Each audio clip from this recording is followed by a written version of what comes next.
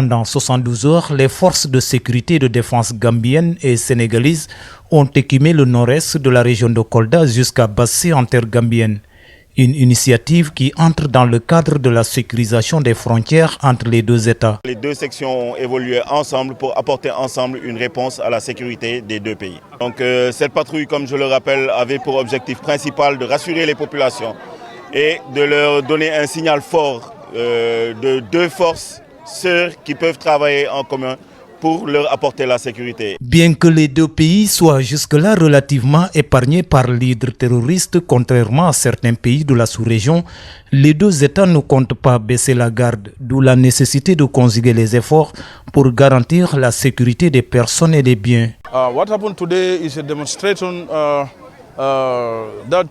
Ce qui se passe aujourd'hui traduit notre volonté d'unir les efforts en tant qu'États voisins autour des questions sécuritaires. Nous sommes le même peuple, nous avons les mêmes cultures et pratiquons les mêmes religions. Donc nous sommes condamnés à travailler la main dans la main pour notre propre sécurité. En temps normal, c'est une patrouille conjointe qui serait passée presque inaperçue sans le besoin de solliciter la collaboration des communautés, tant les relations entre les deux États sont séculaires et imbriquées. Mais dans un contexte marqué par le développement du banditisme transfrontalier et autres menaces, l'implication des communautés s'avère plus que nécessaire. Les forces de défense et de sécurité sont des acteurs clés de cette sécurité, mais elles ne sont pas les seuls acteurs. Les populations elles-mêmes contribuent à leur propre sécurité en travaillant de concert avec les FDS. Les FDS, entre elles, sont tenues de travailler de façon concertée, de façon combinée, pour apporter une réponse ensemble à la sécurité globale des populations. Les différents orateurs sont unanimes. Les deux pays n'ont pas intérêt à se brouiller précisément pour des raisons sécuritaires. Il faut donc miser sur la carte de la cohésion sociale. Je rends hommage à tous les enseignants clés en main qui continuent à donner au Sénégal les ressources humaines qui font sa respectabilité au plus haut niveau à l'échelle mondiale. Le Sénégal est particulièrement respecté. Et partout où vous allez, vous trouvez des Sénégalais à des stations. Quand on vous dit les conditions dans lesquelles ces enseignants-là ont accompli leur sacerdoce, vous comprenez qu'il y a de quoi soutenir les enseignants, il y a de quoi être à leur côté, il y a de quoi leur donner cette reconnaissance-là. Oui, mais le lycée de Madiop, comme vous le voyez, c'est vrai que la mer n'est pas éloignée, mais c'est parce qu'il y a des arbres partout, comme vous le remarquez. C'est ce dont nos villes souffrent aujourd'hui.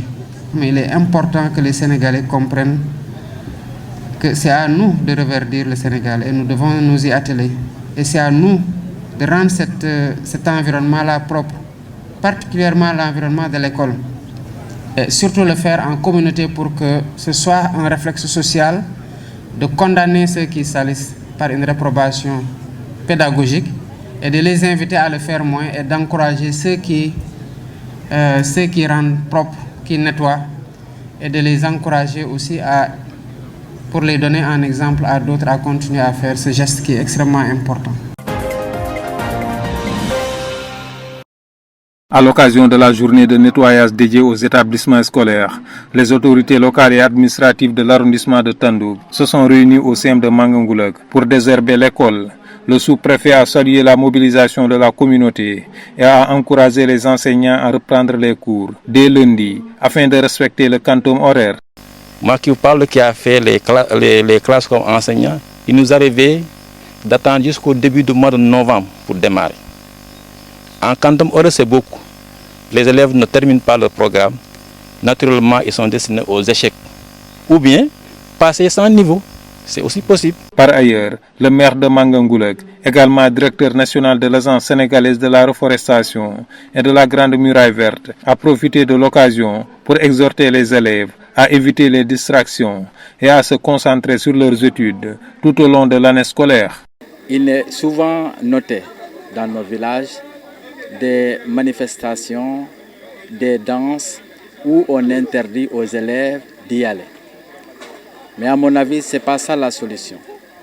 parce que de leur salle d'études, de leur chambre, ils entendent les chansons qu'ils connaissent bien et ce fait est source de distraction et donc c'est contre-productif par rapport au travail de réflexion qui leur est demandé. Et c'est pourquoi je demande aux élèves de réduire considérablement les distractions, mais également aux parents de faire de telle sorte qu'il y ait moins de manifestations pouvant perturber la quiétude des enfants. Fournitures scolaires ont également été distribuées dans toutes les écoles de la commune afin d'alléger le fardeau des parents et de matérialiser l'initiative Ubbi Tay Jàng Tay. Un des dispositifs que nous avons pris pour permettre au cours de commencer dès le démarrage, c'est la distribution des fournitures. Cela a été fait hier et à toutes les écoles de la commune. Et ceci permet donc aux élèves de disposer de leurs fournitures pour pouvoir commencer le plus tôt possible. Actuellement, nous sommes en train de voir également comment accompagner les daras.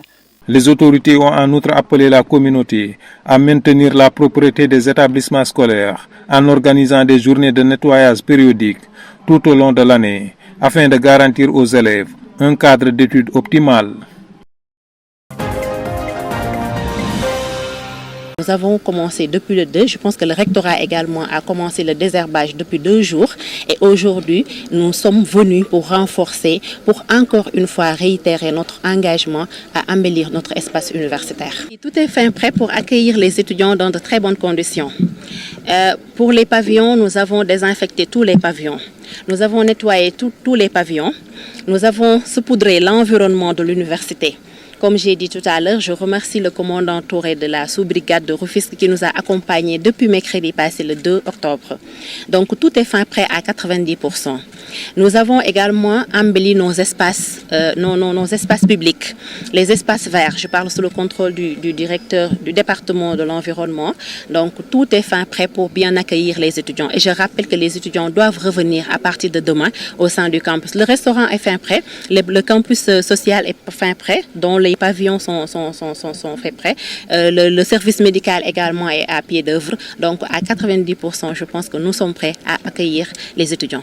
Maintenant, le message que je lance aux étudiants et à l'endroit de la communauté universitaire, c'est que certes, il est bien de répondre aujourd'hui à cet appel du président de la République, mais quand même, il est aussi important de maintenir notre environnement sain.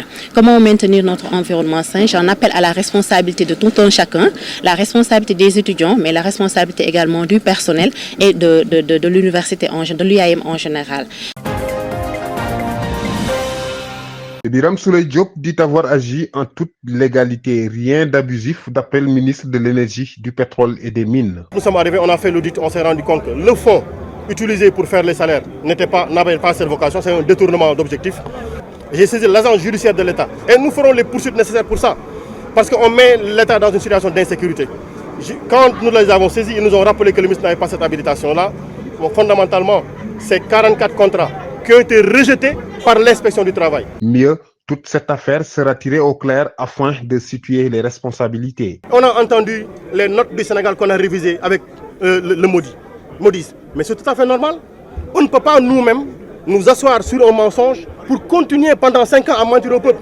On leur dit la vérité, on corrige les notes et tout le monde sait. Au soir, voici la vraie situation. L'ancien maire de Thiès-Nord a aussi, dans la foulée de la journée du 7 septembre, apporté des précisions sur la supposée licence de tir de mine qu'il aurait délivrée à la cimenterie Dangote.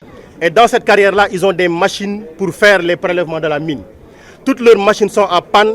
Ils ont des engagements de production pour produire et donner aux Sénégalais du ciment. S'ils ne peuvent pas le faire, parce qu'ils n'ont plus les machines pour le faire, il y a ce qu'on appelle les autorisations de mine. On leur a délivré une autorisation de mine effectivement pour en faire, pour pouvoir tirer la carrière. Retour à la source au lycée Malick Sy de Thiès, Birame Souleye Diop a dit toute sa satisfaction de participer à la journée d'investissement humain dans l'établissement où il a fait une bonne partie de son cursus. Nous soutenons le gouvernement. En fait, soutient le gouvernement. Le président Diomaye a un objectif et qui a une méthode. L'objectif, il l'a même dit. L'objectif, c'est la souveraineté, mais il faut avoir une attitude pacifique. Nous sommes contre la violence. Nous sommes contre la manipulation.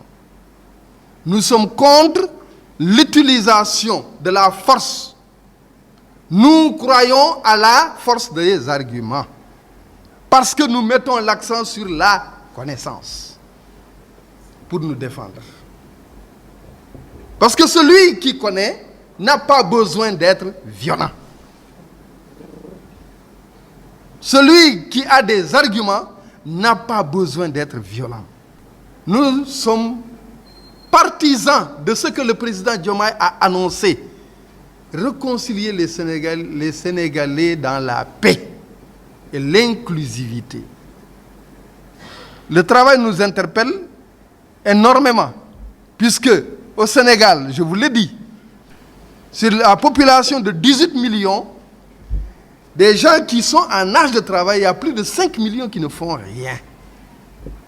Et c'est là la bombe sociale. Et désamorcer cette bombe-là, c'est de donner du travail à ces 5 millions.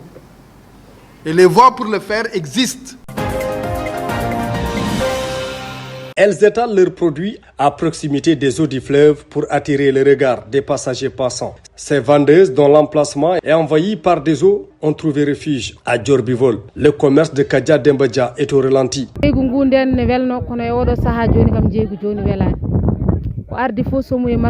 Avant l'arrivée des eaux du fleuve, tout allait bien. Aujourd'hui, le commerce est au ralenti. Autant on prenait des véhicules ou des charrettes. Aujourd'hui, avec la montée des eaux, on est obligé de prendre des pirogues pour traverser. C'est très difficile.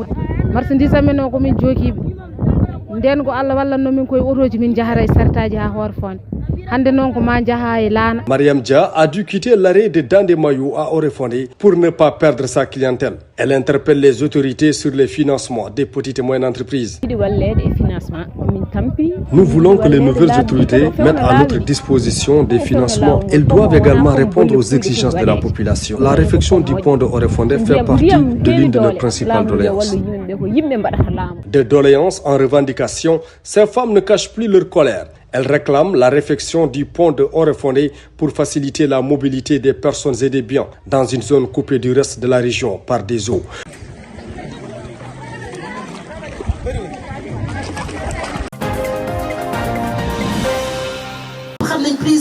Célébrée sur le plan international le 6 octobre, l'Association des familles d'enfants atteints de paralysie cérébrale a anticipé la journée internationale de la paralysie cérébrale ce samedi. Accès à l'éducation inclusive et spécialisée est le thème choisi par l'AFEPC. Tous les enfants qui ont l'âge d'aller à l'école y vont, sauf nos enfants. Pourquoi? Parce que tout simplement ils sont malades. Et nous, on se dit que la maladie ne peut pas être un obstacle pour avoir accès à des droits fondamentaux, parce que c'est l'État du Sénégal quand même qui a ratifié à la Convention des Nations Unies, a voté des lois en 2010 sur les droits des personnes et la promotion des personnes en situation de handicap. Normalement, ces enfants-là doivent avoir accès à une carte d'égalité des chances. Le directeur du seul et unique centre pour enfants atteints de paralysie cérébrale à Dakar explique la maladie. Une paralysie cérébrale, c'est une atteinte, disons, de la motricité globalement de l'enfant, liée à des lésions de survenue précoce en pleine maturation cérébrale chez un enfant.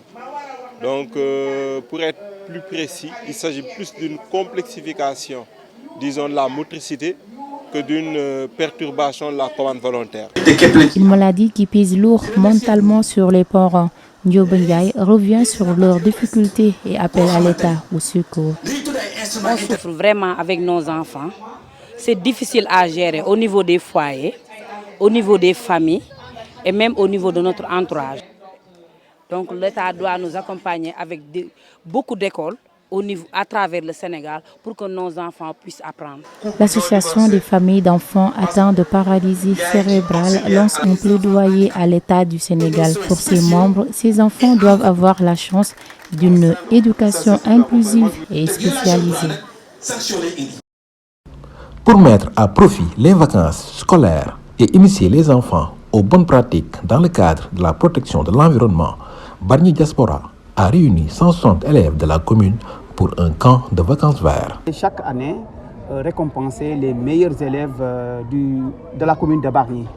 Donc chaque école, que ce soit un établissement public ou privé, propose ses 3 meilleurs élèves que l'organisation Bargny Diaspora donc, va récompenser à travers donc, un camp de vacances vert, qui est une façon donc, de regrouper ces brillants élèves de Bargny dans une école. Cette année-ci, on était à l'école élémentaire du camp Moussa Dioum de Bargny.